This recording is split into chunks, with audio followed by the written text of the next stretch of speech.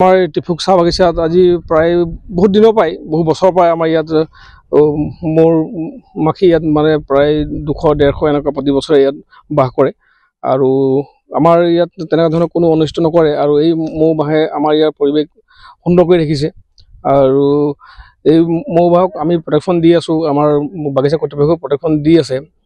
হয়, আজি এইটো টিফুক চাহ বাগিচাত 200 বছৰ পুৰণি গছজোপা। এই আমি আদিম যুগৰ পৰা যিসকল আমাৰ বৃদ্ধ আছে তেওঁলোকৰ মুখৰ পৰা শুনি আহিছোঁ এই গছজোপাৰ কথা।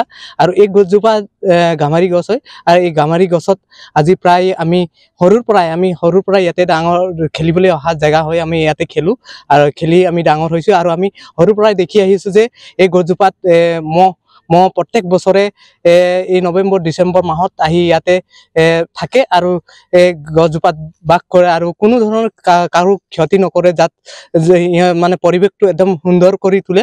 হ'ল এতিয়া আমাৰ মানে যেতিয়ালৈকে দেখি আছোঁ মানে ইয়াতে বহে আৰু মৌমাখিকেইটা। আমাৰ এইটো গামাৰি গাছ বুলি কয় আৰু ইয়াতে কোনো অনিষ্ট নকৰে। বহুত মানুহ আহে ইয়াতে ভাঙিবলৈ, কিন্তু আমাৰ মেনেজাৰে এইটো ভাঙিবলৈ নিদিয়ে।